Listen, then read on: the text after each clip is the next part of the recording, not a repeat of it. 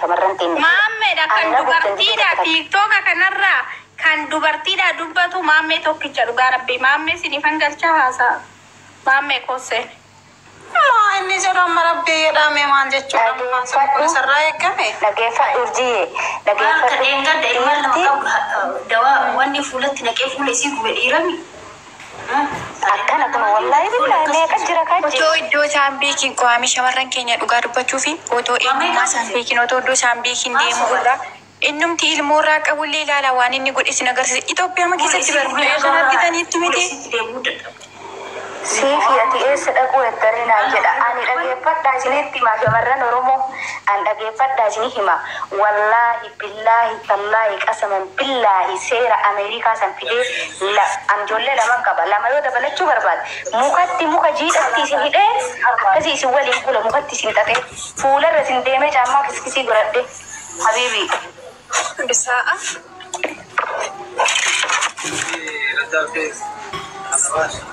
Lan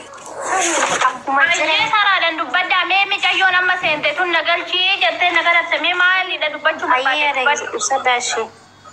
Koy mee ummuun tun haa dubbattu ummuu dubbaddu ummu amaa ayyee dubbaddu burtee bakka gadidda Ayyeeshi akkuma beekamu kan miidhamaa jiru ijoollee keenya fakkeenyaaf ishiin amantee jaalattee biyyarraa baatee isa bira yeroo dhaqxu kana akkanatti gizee mataa qullaa gadi baasu kana namatti hin dhagahamu kaaniin kolfuu kan bagatumee waan akkasii hin jedhamu gonkumaa maaliif yoo jettan namni kamiyyuu obbolaa dubartii jechuun haadha ofiitii kabajamtuudha biyya kanarra jechuun immoo wanta umurii ishee guutuu daa'imni ishee boruufillee kaarguu danda'an haadhi keenya akkanaa kana turtellee ka jechuu danda'u kanaafiyyuu ijoolleen keenyas irraa of eeguun dirqama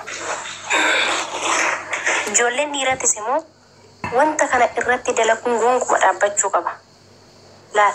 ani ijoollee baay'een argee jira kaabirrii isaanii irraa nyaatu kaan maraatanii jiru kaan dhukkubsatanii kaan sababa dhiiratii of hudhuu sababa yaa Oromoo sagalee laa dhagaa asirrittan himaa namni TikTok irra yoo dhufe namni sagalee nama tokko ta'u ashaangulliitii boo'ichaa yoo ergitanii ashaangulliitiin boo'ichaa sun immoo TikTokii gubaa jechuudha amma ashaangulliitii boo'ichaa ergitanii taaptaa dinki goda dhuguma boo'ichaa amma rabbi boo'icanii hin boonye bas sobdanii ashaangulliitii akka nama gaddee saroota insa bubaari elaa uummanni keenya si jammartu shoora dhugaa dubbatu Oromoon keenya yeroo namni du'u boossi bar yeroo namni du'u boossi malee yeroo namni sagalee namaa taa'aa jiru sagaleen taatu yeroo namni akka tokko miidhameera jemmu uftee mimaan boo'ichaa yaafta jalatti malee jechuun yeroo hundaas nagarre waaqa ka ijoollee keenya miidhaa jiru ijoolleen dhiiraa fakkeenyaaf haga yaraan jiru sanillee dimshaasha ijoolleen dhiiraa badaa jechuu miti kana keessatti hin jira harki muraasni jechuudha gaariin ni jira garuu bakka badaa sun balleessatti gaariin sunillee isaanuma faana waamama kana gochuun qaban malee ka gaazatti naqee fuula bareedaa balaasha'u isaanuu ka jireenya ishee akka nama biraa wajjin hin jiraanne ka godhu isaanuu bakka wantoota adda addaatiin maaliin miidhamuu qabdi mucayyoon kun gana daa'ima cuucadha gana boruuf jireenya jiraachuu barbaaddi isheen illee akka nama tokkootti uffattee bareeddee jiraachuun ni dandeessi garuu dhiirri gizee waan akkanaa kana godhu anarrallee ni ga'a dhugaa rabbii sinirrallee hin ga'a namni kamiyyuu hin dogongoruu miti hin dogongora nan dogongoraan mataa kiyyaa tokkoffaa namni dogongora hin jiru addunyaa kanarratti garuu dogongora sanirraa yoo dhiiseef maal rakkoo qaba maaf harka akkanatti asirratti waa ishiin dubbattu baay'ee badaa addanii akka mulaan kana gochuun qabu tureyyuu garuu jechuudha.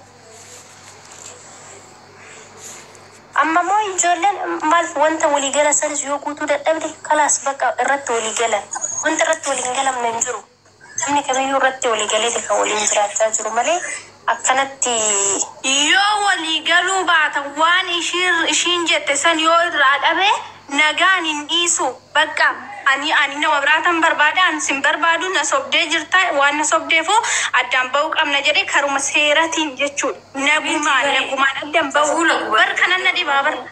nageenyi kun waa gaariidha lafa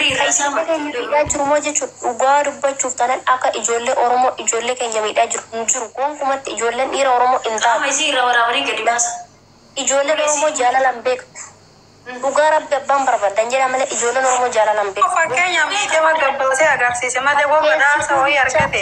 namni isa badhaasee jira badhaasa wanta akkaan arganne beekamtii wayii argate maqame sii balleessaa maatii isii agarsiisu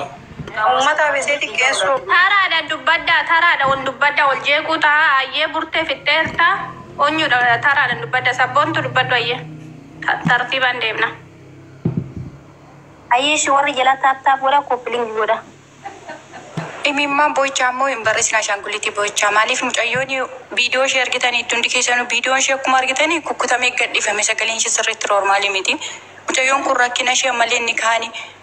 waadaa sanatu hin jiru jedha inni kan maal jedha isa kana gidduu keessaa baasaati mucayyoof sagalee ta'a dhugaan sinitti maani. Durboonni keenya hin barattanii mucayyoo Dubaayii bishaan janattanii qullaa ishee baasisana irratti hin barattanii miidiyaa kana irratti illaa gisee odeeffamaa ture amma dhiifame malee rakkoon keessanii waan tokko hin barattan bara. Dhugaa waqa irraati baradhaa ijoolleen akkas taa'aa jirti ijoolleen qullaa of buusaa jirti dhiirri si waraabee kee gassi gadhiisa maaliif gaafati maallaqa uwwattu jechuudha maallaqaaf jeesitti fayyadamu gaafati maallaqa sanin ergine si gatee deematoon taane miidiyaatti si baasa jechuudha. Bar waa'ee maallaqaati miti bar lachuu biyya ormaa jiranii bar isaa itti dhufte bar oromoo maallaqa jidduu kanan galchina inni sin dalagataa bar biyya arabaa jira maallaqa kan barbaadu miti bar garuu waan ishiin waliin duraan haasaasan yoo bira geechuu irraa dhabnaan akkasitti qullaa mataa qullaa uffata irraa baasee akkasitti harka duubatti dhee akkasitti qaxaqqatee viidiyoo irraa waraabbatee kana laatsinii gale ani amma kana godhuu waan waliin haasaasan yoo irraa dhabe maaliif addan baane maaliif hin dhiisne sigale kana bar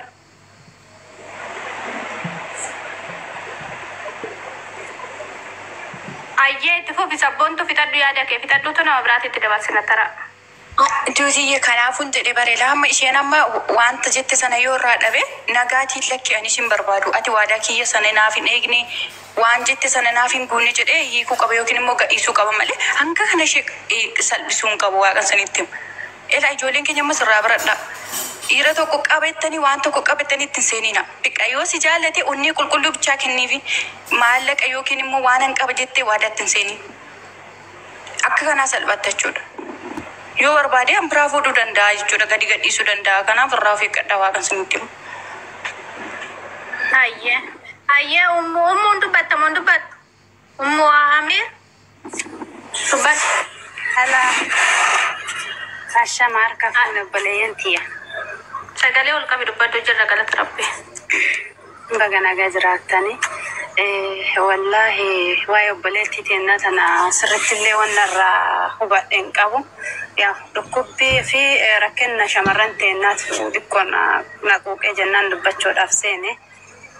Shamarran teennaa isii bichaa miti. Shamarran teenna miidhaa keessa jirti. Miidhaa keessa jirra walumaa galatti ishee. Miidhama guddaa keessa jirra. Nuuf wallaallee dhiirri keenyallee nuuf wallaalchiste hin beeku garuu wallaahi wanni shamarran teennaa hedduu nama dhiba hedduu nama boochisa shamarran Oromoo keessattuu yaa shamarran warra soddaadhanii argitaniirtanii warra qullaa gadi dhiisan silaa akka waa hunda baala gummaatiif isaantu baala geedha dhugaa yoo dubban ni ona komattanillee dhiifa manaa godha garuu dhiifa manaa godha babbaalagee yookaan akka duriyyummaatiif isaantu tokkoffaadha garuu wadhossanii wassattaranii rakkoo isaanii waliin baasanii birrii irraa dhaban birriif waliin jaalatanii ummanni kun ummata wadhossu jechuudha. Ummanni Oromoo dhiirri teenna haana dhagaanii bareechanii ummanni keenya dhiirri Oromoo si jaalatti duniyaaf si jaalatti gaafa birrii sirraa dhabde si fuutii viidiyoo waraabbatte osi kaayatti yaa shamarran teende sinillee wallaahi narraa dhagaa.